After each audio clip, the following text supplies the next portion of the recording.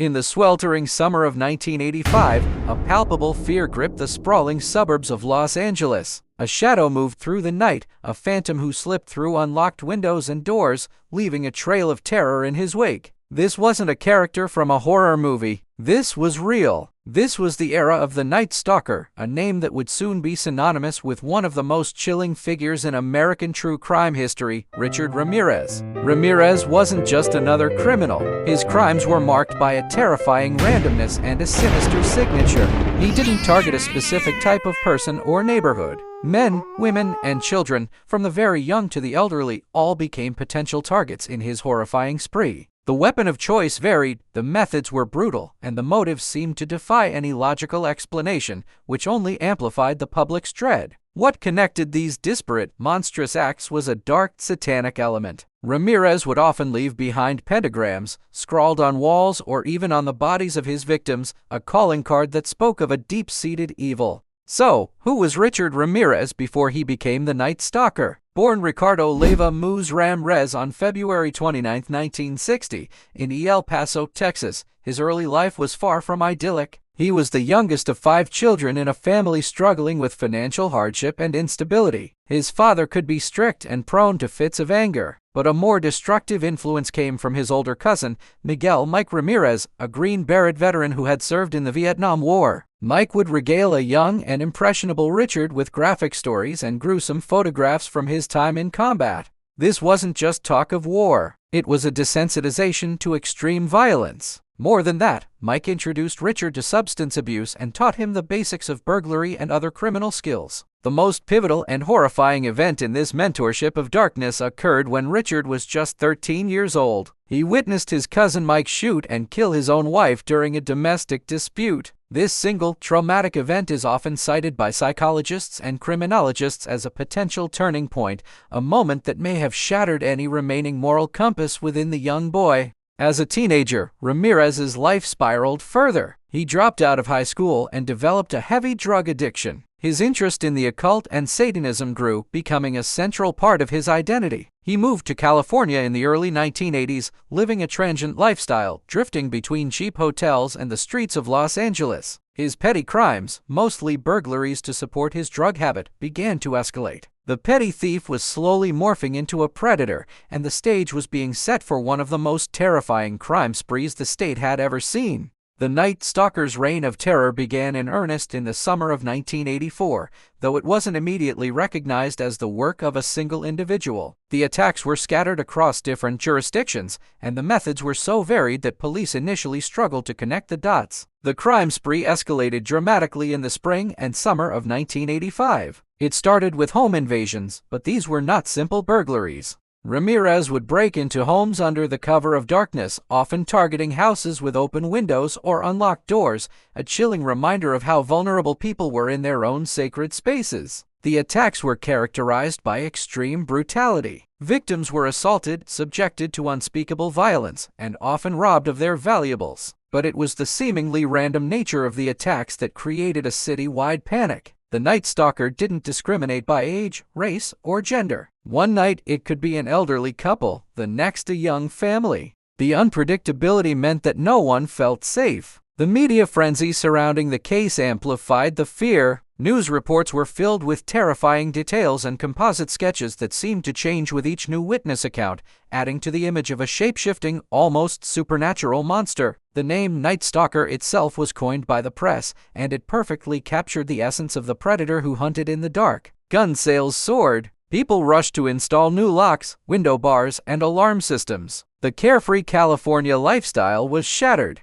The simple act of leaving a window open to catch a cool night breeze was now unthinkable. Los Angeles held its breath, waiting for the monster to strike again. The investigation was one of the largest and most complex in Los Angeles history. A massive task force was assembled, bringing together detectives from the Los Angeles Police Department and the Los Angeles County Sheriff's Department, among others. They faced an enormous challenge. With little forensic evidence and seemingly no connection between the victims, building a profile of the killer was incredibly difficult. The first major breakthrough came from a partial shoe print left at one of the crime scenes. It was from a specific brand and size of sneaker, an Avia athletic shoe. This was a crucial piece of physical evidence, a tangible link between several of the crime scenes. Then came another break. Ramirez had a habit of forcing his victims to swear their love for Satan, further solidifying the satanic element of his crimes. But the most critical clues came from surviving victims.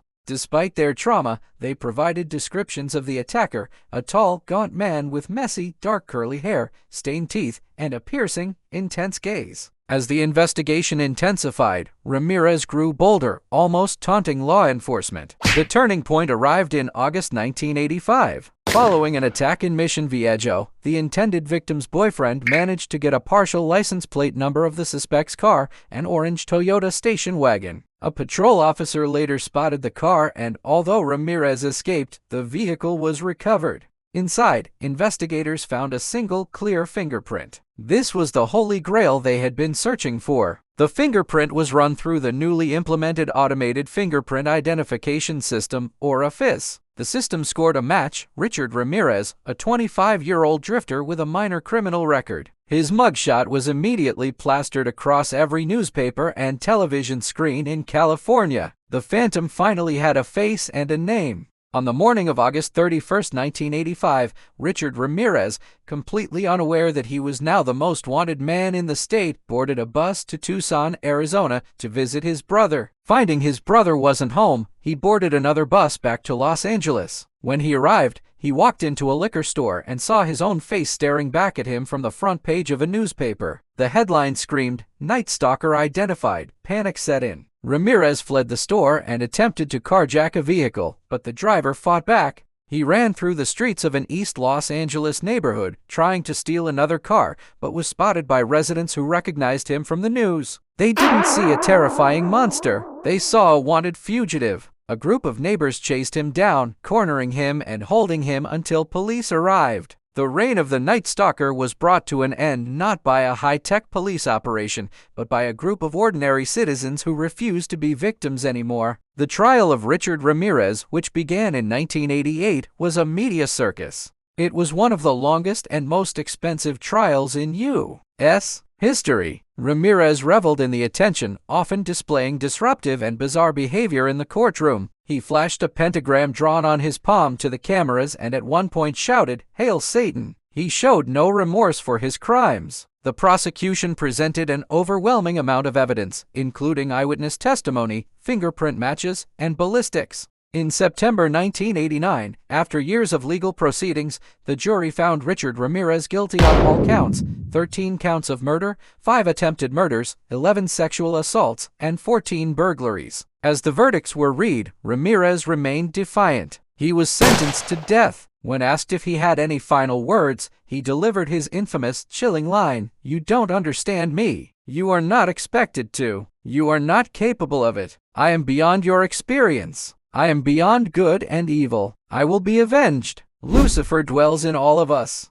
Richard Ramirez was sent to California's San Quentin State Prison to await execution on death row, but he would never face the gas chamber. During his time in prison, he became a grim sort of celebrity, receiving letters from admirers and groupies fascinated by his dark persona. In 1996, he even married one of his pen pals, a freelance magazine editor named Doreen Lyoy. This bizarre union only added another strange chapter to his story. For decades, he remained on death row, his case winding its way through the appeals process. Then, in 2013, Richard Ramirez died from complications related to B-cell lymphoma. He was 53 years old. The Night Stalker died not at the hands of the state, but from natural causes, cheating the justice system of its final act. The legacy of Richard Ramirez is one of pure terror. He wasn't a killer with a complex motive or a tragic backstory that elicited sympathy. He was, for all intents and purposes, a predator who seemed to kill for the sheer pleasure of it,